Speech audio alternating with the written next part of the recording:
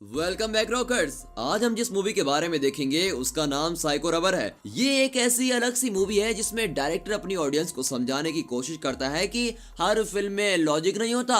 दुनिया में ऐसे कई सवाल हैं जिनका कोई जवाब नहीं होता, उन्हें सिर्फ मनोरंजन के लिए देखना चाहिए। तो मूवी की शुरुआत में एक सुनसान जंगल दिखाते हैं जिसमें बहुत सारी कुर्सियां रखी हुई है। एक बंदा बहुत सारे बाइनोकुलर्स को हाथ में पकड़े खड़ा किसी का इंतजार कर रहा है, लेकिन वहाँ पर एक भी परिंदा मौजूद नहीं है। फिर थोड़ी देर में एक कार दिखाई देती है जिसमें एक हैंडसम बंदा बाहर आता है। वो बहुत ही स्मार्ट डैशिंग दिखता है। अचानक से वो आदमी हमसे कुछ ज्ञान बांटने आगे आता है। देखते ही देखते वो ऑडियंस से काफी सवाल पूछता है, जैसे एलियंस हमेशा अमेरिका में क्यों रहते हैं, आत्मा हमेशा बाथरूम कॉर्नर पर ही क्यों दिखाई देती है, और लोग उसे देखकर घर के बाहर आने के बजाय अपने बाथरूम में ही क्यों छुप जाते हैं। मैं आपको ये सारी बातें क्यों बता रहा हूँ, आप लोग मेरी बातें इतनी ध्यान से क्यों सुन रहे हैं। इतने में पीछे से एक आवाज आती है, अबे क्यों पका रहा है बे, उन्हें मूवी देखने दे। तभी वो बाइनोकुलर्स वाला बंदा सबको बाइनोकुलर्स डिस्ट्रीब्यूट करने लगता है। तो चलिए कहानी की ओर बढ़ते हैं। एक्चुअली इतने में वहाँ बहुत सी ऑडियंस आ जाती है और ये पूरा सिनेरियो एक थिएटर जैसा फ्रेम किया हुआ है। जैसे कि कुछ मूवीज का हमें पता नहीं होता वो कैसी फिल्म होगी, वैसे ही ऑडियंस में खलबली मची हुई है कि कैसा कंटेंट होगा ये। अब सारी ऑडियंस बाइनोकुलर्स के थ्रू इस मूवी को देखते हैं। उसमें टाइटल रबर दिखाई देता है। मूवी का सेटअप शुरुआत में एक कचरे के ढेर पर होता है। यहाँ बहुत सारी गंदगी फैली होती है और उसी के बीच हमारा हीरो रबर पड़ा हुआ है। जैसे कि स्पाइडरमैन मूवी में जख्मी हीरो उठने की कोशिश करता था ना, वैसे ही हमारा हीरो उठने की कोशिश करता है। वो अपने ऊपर की मिट्टी को साफ करते हुए थोड़ा डगमगाता है और फिर आगे जाता है। थोड़ी दूर जाने के बाद उसे पता चलता है कि वो तो कहीं खो ही गया है। फिर भी हार नहीं मानते हुए वो आगे बढ़ता दिखाई देता है। इतने में वहाँ एक प्लास्टिक बोतल पड़ी भी मिलती है। अजीब सी हंसी से वो उस बोतल को बेरहमी से कुचल देता है। उसी समय वहाँ पर एक केकड़ा उसे दिखाई देता है और वो उसे भी बुरी तरह खत्म कर देता है। आगे बढ़ते ही वहाँ एक बियर की बोतल दिखाई देती है जिसे वो आसानी से कुचल नहीं पाता। ऐसा लगता है जैसे ये बोतल उसके गुस्से को ललकार रही हो और वो अब वाइब्रेट होने लगता है। जितना ज्यादा वो वाइब्रेट होता है उतनी जोर से उस बोतल के चिथड़े हो जाते हैं और पीछे से एक अजीब सी साइको धुन सुनाई देती है जो ये बताता है कि हमारा हीरो रबर अब कितना मजा ले रहा है। ऑडियंस जब ये सब देखती है तो उनका दिमाग खराब हो जाता है।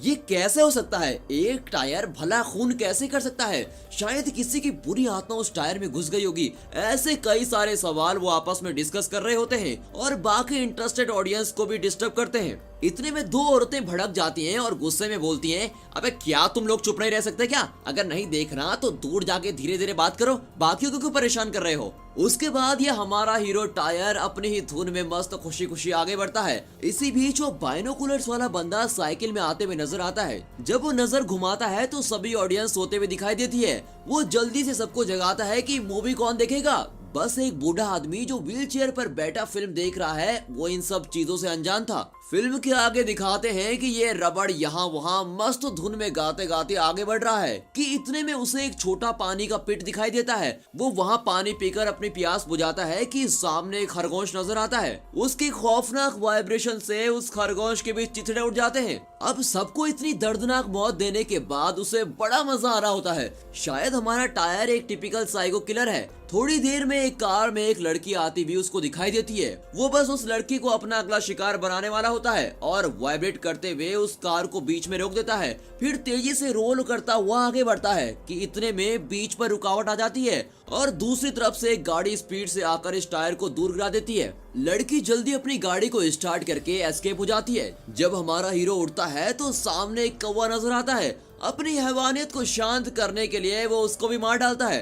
फिर एक पेट्रोल पंप दिखाया जाता है जहाँ पर वो दूसरा कार ओनर पेट्रोल को फिल कर रहा होता है। तभी उसकी नजर हमारे हीरो पर पड़ती है और वो सोचता है कि ये मुझे ऐसे क्यों घूर रहा है। बस उसी समय इस बंदे का सर फट जाता है। पूरी कहानी का ये पहला ट्विस्ट जहाँ एक इंसान की मृत्यु इतनी बेदर्दी से होती है। अब चारों ओर तहलका मच जाता है और हमारा यार फिर से गाते गाते हुए तेजी से आगे बढ़ता है। इस घटना के तुरंत बाद वहाँ पुलिस आ रही होती है, लेकिन इस महाशय को कोई चिंता ही नहीं, आराम से मजे लेकर चल रहा होता है। सामने एक घर जैसा कुछ दिखाई देता है जो कि हाईवे पर होता है और ये टायर साहब वहाँ घुस जाते हैं। घर का दरवाजा खुला होता है और एक लड़की को नहाते दिखाते हैं। तभी ऑडियंस में से एक आदमी अपने बेटे के बाइनोकुलर्स को छीन लेता है और बोलता है, ये बच्चों की देखने की बात नहीं है बेटा, अब बच्चा टेंशन होकर जवाब देता है कि जब टायर देख सकता है तो मैं क्यों नहीं देख सकता। इतने में कुछ लोग मजाक उड़ाकर बोलते हैं कि लड़की कम अक्ल की होती है। इस पर दो औरतें भड़कती हैं और कहती हैं तुम्हारी हिम्मत कैसे भी ऐसी नीच बातें सोचने की। जिस पर वो माफी मांगते हुए कहते हैं कि वो फिल्म की हीरोइन के बारे में बात कर रहे हैं और उन्हीं पर कमेंट कर रहे थे। यहाँ हमारा हीरो इस नजारे के मजे ले रहा होता है कि अचानक दरवाजा बंद हो जाता है। अब वो मन में प्लान करता है कि चलो तुम्हें बाद में सबक सिखाता हूँ, और बाजू वाले कमरे में आराम से शिफ्ट हो जाता है।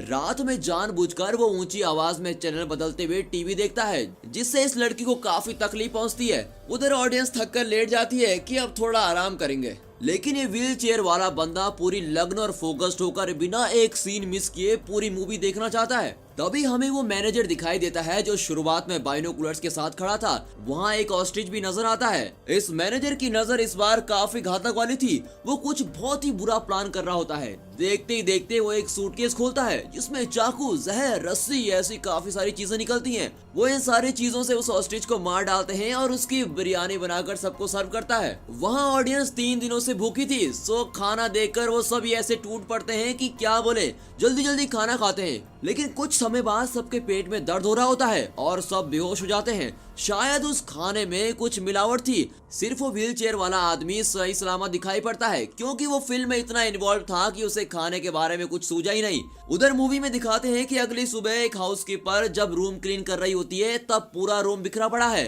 चारों ओर टायर के निशान थे। जब वो बाथरूम खोलती है तो वो वहाँ नहा रहा होता है। अब उस हाउसकीपर को लगता है कि शायद किसी कस्टमर ने उस टायर को यहाँ रख दिया हो, और गुस्से में वो उस टायर को वहां से बाहर धूल में फेंक देती है। और यहाँ हमारे टायर साहब की बहुत बेइज्जती हो गई। अब रबर्ट साहब को बहुत ही गुस्सा आ जाता है। वो उठकर तेजी से रूम के अंदर वापस जाता है और जोर से दरवाजा बंद कर देता है। ये सारी बातें एक छोटा लड़का देख रहा होता है और वो जल्दी उस जगह के मालिक को बताने की कोशिश करता है, लेकिन वहाँ का ओनर तो दूसरे मूड में रहता है और बोलता है अबे छोकरे, सुबह सुबह भांग पी लिए क्या, चल भाग यहाँ से। लड़का बहुत समझाने की कोशिश करता है लेकिन वो उसकी एक नहीं सुनता और बोलता है चल जा, मेरे लिए एक मस्त टॉपिंग्स वाला पिज्जा लेके आ और जल्दी से लेके आना। लड़का बड़बड़ाते हुए अपनी साइकिल पे जाता है। लौटते समय वो उसी रोड को क्रॉस करता है जहाँ उस रबड़ ने उस कौवे को मारा था।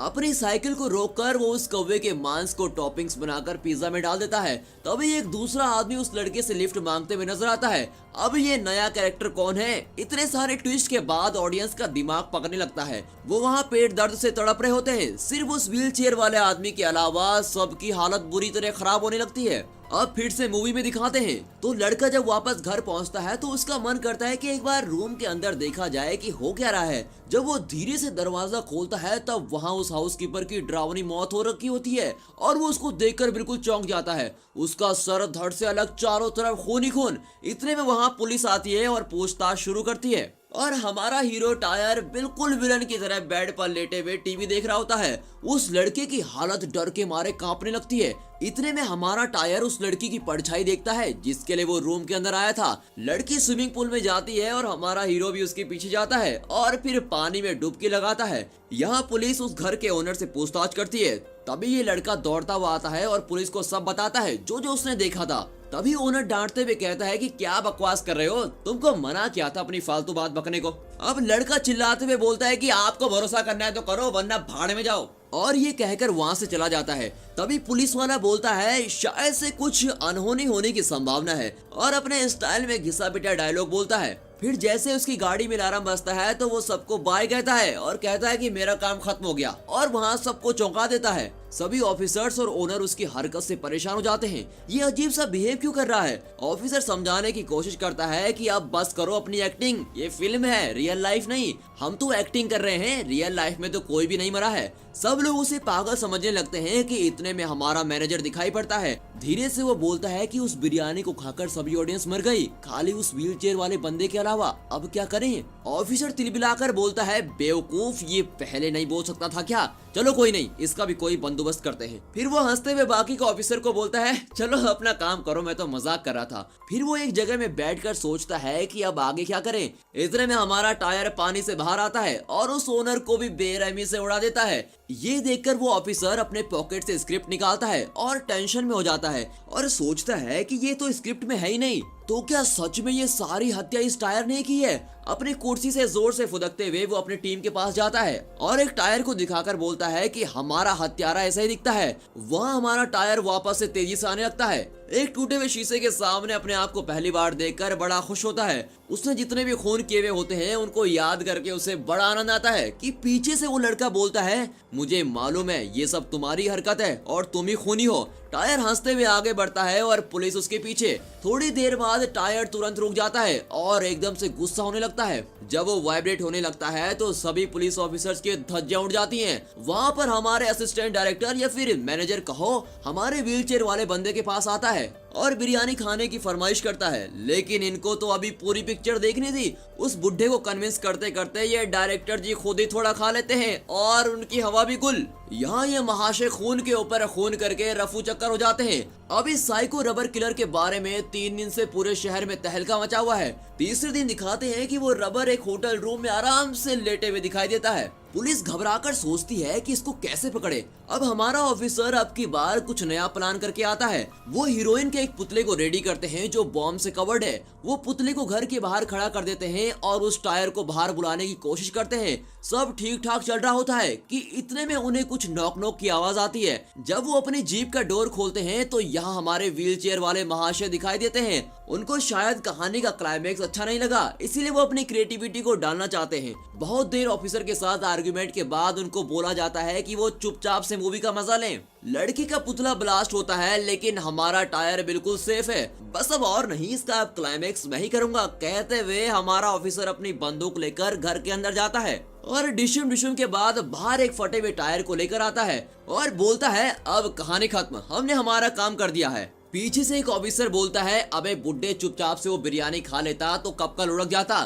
तभी वो बुड्ढा कहता है, अरे दोस्त, पिक्चर तो अभी बाकी है। देखा तो घर के अंदर से एक ट्राईसाइकिल आ रही होती है। जब वो उस बुड्ढे को घूरती है तो बुड्ढा बोलता है, भाई मुझे मत मारो, मैं तो सिर्फ तुम्हारा ऑडियंस हूँ, मुझे बख्श दो। और ये बोलते ही उसकी टाई टाई फीस उड़ा दिया उसको भी। ये तो बहुत खतरनाक हो गया। अब ये ट्राईसाइकिल जहाँ जहाँ जाने लगी वहाँ के सारे टायर इसके पीछे आने लगे। ये एक तरफ से सभी टायर्स को कंट्रोल कर रहा होता है और पूरी एक बटालियन के साथ आगे शहर में जाने लगता है और यहाँ पर ये मूवी खत्म होती है। दोस्तों, तो ये थी हमारी साइको टायर की कहानी। आपको कैसी लगी हमें कमेंट करके जरूर बताएं। बहुत बार हम ये भूल जाते हैं कि मूवीज एंटरटेनमेंट के लिए होती है, इसे लॉजिक से नहीं मैजिक से देखना चाहिए, तभी उसका मजा आता है। हमारे लॉजिक लगाने से या हमारे दिमाग लगाने से तो पिक्चर का मतलब कभी भी समझ में नहीं आएगा। ध्यान से देखोगे तो इस थ्रिलर मूवी की शुरुआत से अंत तक बहुत ही मजेदार है। And finally thanks for watching.